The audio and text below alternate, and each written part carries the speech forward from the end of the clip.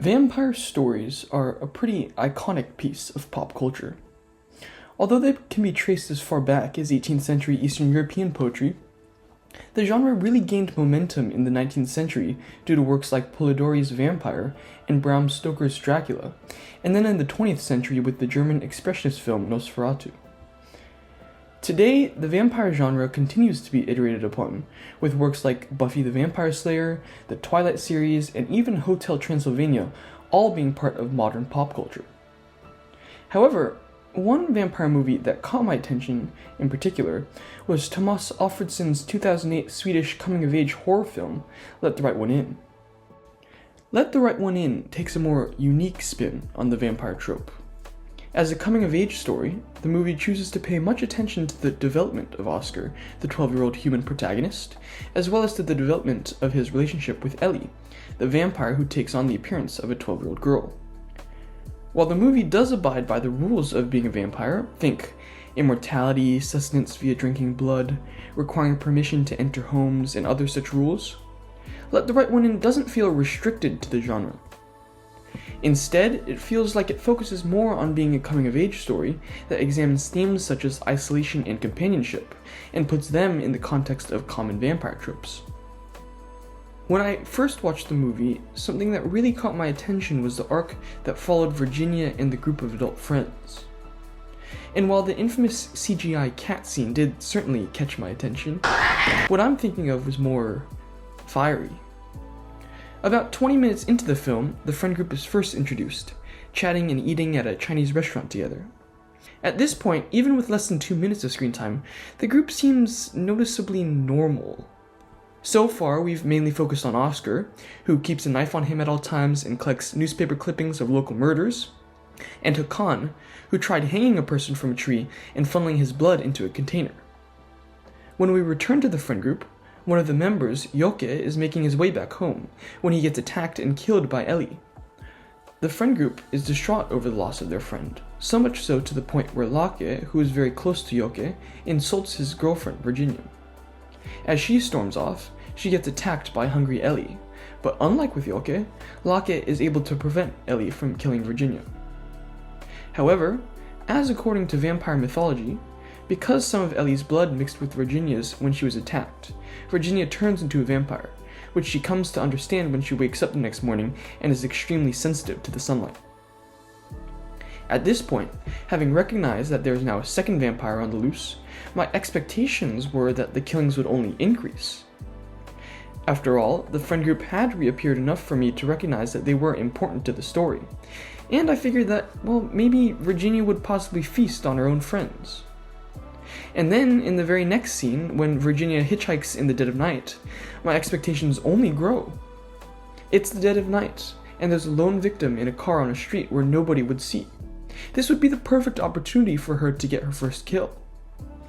This doesn't happen, however, and instead, she returns to the home of Josta, at which she gets mauled by multiple CGI cats. While she's in the hospital and Locke is talking about his father's stamp collection, his voice gets drowned out by increasingly loud, suspenseful sound design. 80 lakan. And when the camera cuts to a close shot of what looks like Locke loosening Virginia's harness, I anticipate that now this will be the opportunity for Virginia to feast. Instead, she informs Locke that she's been infected by the vampire and that she wants to die. The following morning, she has the doctor open the blinds, causing her to burst into flames in a very exclamatory ending. This series of events had me confused for a very long time. First of all, I expected Virginia to take on the larger role of being a second vampire. Maybe she could have been a more genuine parental figure towards Ellie. I'm sure the dynamic would have changed and maybe become more interesting if there were two vampires working together. That being said, based on the dramatic cinematography, Tomas Alfredson seems to have intentionally laid out the story in this way, to kind of toy with the possibility that Virginia could take on the role of being a second vampire. Then, those expectations would be subverted when Virginia chooses to, quite honorably, commit suicide. But additionally, I think I was also confused because the idea of committing suicide, nor the idea of a vampire erupting into flames when exposed to daylight, hadn't really been addressed in the movie thus far. Now, granted, Ellie does only go outside during the nighttime, and the windows of her apartment are boarded up, so no light gets through. But still, this idea hadn't really been explored very explicitly. Furthermore, although the movie has had several deaths up to this point, Virginia stands out to me. Of the 3 deaths that had occurred so far, 1 died by inhaling halothane and being cut open, 1 died by being attacked by a vampire and having his neck snapped, and 1 had his blood sucked by a vampire and was dropped from 5 stories. Although there is some variety among the deaths, all of them died in a very personal way. Being cut open requires the attacker to be physically very close, and likewise, snapping someone's neck requires you to physically touch them. Even with Hakan, who was dropped out of the window, Ellie had to physically push him out of the building, and also it should be pointed out that the two had a close relationship as well. There's also a similarity that all of the deaths benefited Ellie, and while I don't know how much I really factored that in while watching the movie, you could make the argument that because these deaths are important for our protagonist, and you tend to be sympathetic towards the protagonist, these deaths are sort of subconsciously justified. I also think that in spite of the graphic violence, all 3 deaths occurred during very calm, quiet moments. Now, this probably applies a bit less to Yoke's death, but I'd still say it was less audibly disruptive. Virginia's death stands out as maybe seeming more violent, or at the very least, more attention-grabbing, which could be because of its suddenness. Maybe the bright reds of the fire visually contrasted the darker colors of the movie, or maybe deaths by vampire were normalized by this point. And then, besides the fact that her death felt different than the other deaths, you could also question the idea of just a vampire committing suicide. Suicide as it is not the most out there topic, and in vampire stories specifically, the idea of vampire survival is a really important driving force of the story, and thus a vampire going directly against its own survival is kind of a strange thought. But given that this scene is such a notable one, first of all, a developed character dies, and second of all, this provides a direct motive that leads to kind of the mini climax of the movie, so it's clearly an important moment. And thus, I would probably imagine that the scene was written carefully and well thought out. So then, why did the writers choose to have Virginia commit suicide? One avenue that could be explored is Virginia's role as a foil character to Ellie to emphasize Ellie's loneliness. I mentioned towards the beginning of this video that one of the primary themes of the movie is loneliness. Let the Right One In is set in the snowy landscape of a suburb of Stockholm, and the movie loves to use this extreme long shot to keep its subjects very small. The movie doesn't have that many characters in it, and that's because Oscar and Ellie just don't interact with that many people. Oscar has been shown to be bullied throughout the movie by his classmates, and he doesn't really have anyone to hang out with. His parents are divorced, and he isn't shown to particularly spend a lot of time with either of them. His favorite hangout spot, which Ellie manages to take early in the movie, is a small playground structure that sits alone in the middle of the apartment courtyard. The few things he does seem to do for fun, such as his Rubik's Cube, playing with his knife, or even riding a snowmobile with his father, are all very solitary activities. But Ellie might be even more alone than Oscar. I mean, at least Oscar has the 3 bullies to keep him company. Ellie lives only with Hakan, and she presumably spends most of the daytime sleeping indoors. And when Hakan dies less than halfway into the movie, not only does she lose an important source of food, she also loses her one companion. I mean, even the act of boarding up an apartment's windows, while serving the direct purpose of blocking out sunlight, also acts as a physical barrier, preventing the gaze of anybody else. Side note, but another thing that's interesting, I think, is how the adult friend group interacts with the theme of loneliness, and how the dynamic changes throughout the movie. Aside from maybe the group of bullies, the adult friends are really the only people that don't suffer from the same loneliness. When we first get introduced to them, their friendliness can be seen when Lockett tries to invite a nearby man to join their conversation. You could say that after Ellie kills Yoke, converts Virginia into a vampire, and then kills Locke towards the end of the movie, she's kind of bringing her own loneliness onto the friend group, since she's essentially breaking the group apart. I mean, by the end of the movie, it seems that the Catman has no one left but his cats. Earlier, I posed the idea that Virginia could have become some sort of companion or parental figure for Ellie. This would have gone a long way to remedy the loneliness that Ellie faced. There are a lot of possibilities with what could have come out of their relationship, but either which way, Ellie would have been far less isolated.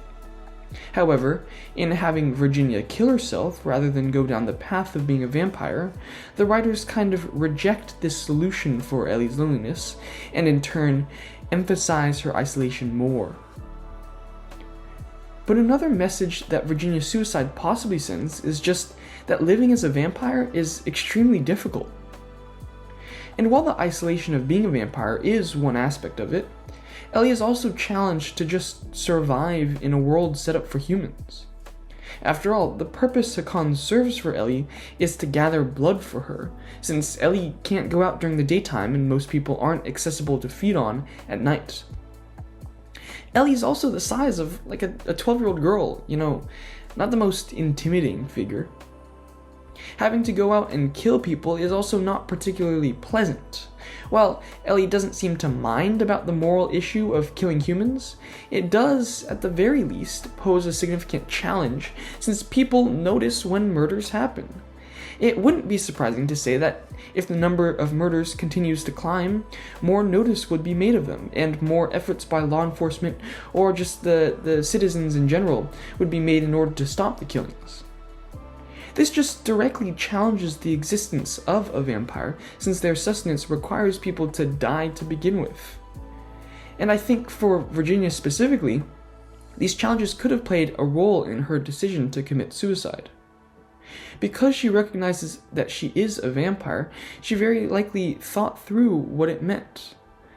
Committing suicide is not an easy decision, and so I think it would be reasonable to say that she weighed what would happen if she continued to live as a vampire and decided it just wasn't worth it. I also think the morality question would have played more of a role in Virginia's mind than Ellie's. While Ellie is comfortable with the idea that she has no relation to humans, Virginia, being a newly transformed vampire, would know recently what it is like to live as a human.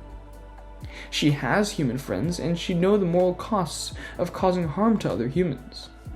I think it would be even more difficult for her to switch up on humans and start feeding off them, and if she would ever come to terms with her new existence, it would likely take longer than her sustenance allows for. What this does, from a writing standpoint, is, once again, reflect these ideas back onto Ellie. It sort of illustrates the idea that maybe being a vampire is really difficult, something that might not have crossed the viewer's mind earlier. The idea that when faced with experiencing a life similar to that of Ellie's, Virginia chooses that she'd rather end her existence says a lot about the struggle Ellie has to endure. But while Virginia's death seems to provide added perspective about Ellie's suffering, it might also tell something positive about Ellie. Recall earlier that I mentioned that every single death thus far has been beneficial to Ellie. And while I made the point about Virginia's death feeling particularly violent and out of place, it's not like the other deaths were not violent.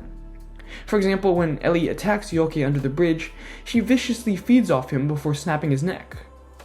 At this point, it seems as if the action was a sort of attempt to finish the job, or maybe it was just a display of Ellie's violence. However, when Ellie attacks Virginia in a similar manner, feeding off her neck, Locke steps in before Ellie can do anything like snapping her neck. And what's the aftermath of Ellie's attack on Virginia? Rather than dying a quick death, Virginia turns into a vampire. Possibly, rather than an act of brutality, Ellie chooses to assuredly end her victims as an act of mercy, in order to prevent them from becoming a vampire such as herself. Of anybody, Ellie would understand the difficulties of living such a life, and possibly she wouldn't wish such pain on anyone else. In spite of killing multiple people, she does it out of necessity to survive, not out of a wish to bring her victims pain. This adds another possible sympathetic angle to Ellie's situation. If another vampire would potentially serve as a companion to Ellie, something she desperately needs, is she valiantly disregarding her own wishes and instead unselfishly choosing to bring mercy to her victims, preventing them from suffering the same fate as her? Although Ellie has been alive for over 200 years, she takes on the appearance of a 12-year-old girl. She also sometimes acts like a 12-year-old girl. In the early stages of the movie, as she talks with Oscar on the jungle gym, their banter seems to be that of children more than adults. And when she feasts on Yoke under the bridge, she leaves his corpse there out in the open under the streetlights. In fact, Hakan berates her when she arrives home for being so careless, and he's forced to drag Yoke's body into the pond. This is such a significant oversight by Ellie that it reasonably brings into question her maturity. Would someone with over 200 years of experience being a vampire carelessly leave the remains of her victim? However, what Virginia's death proposes, or at least suggests, which is that Ellie might have more empathy or compassion for her victims than we considered, maybe, at least to me, questions the idea that Ellie is stuck with the cognitive abilities of a 12-year-old. To offer your victims such mercy is just a very advanced and mature thing to do. So, at the very least, I feel like maybe she's gained something from her 200 years of living that your average 12-year-old probably wouldn't have. Let the Right One In is such a profound and amazing movie because it both has a very contained and streamlined story almost that's willing to take its time to allow the payoff to be all the more impactful, while also not feeling the need to explain every little detail, allowing the viewer to have so many questions. I mean, even the title itself could be interpreted in multiple ways. Is it a reference to the idea that vampires require permission before they enter your home? Or is it a mantra Ellie follows, making sure to only befriend the right one to keep her company? Because the movie gives you room to think about all the small details, it kind of fleshes out its world more. And that's the beauty of any good piece of art. It gives you a good amount to work with, and then lets you question every aspect of it. And as you continue to dissect its parts more and more, you realize that it's even more than what you could have imagined. Thank you.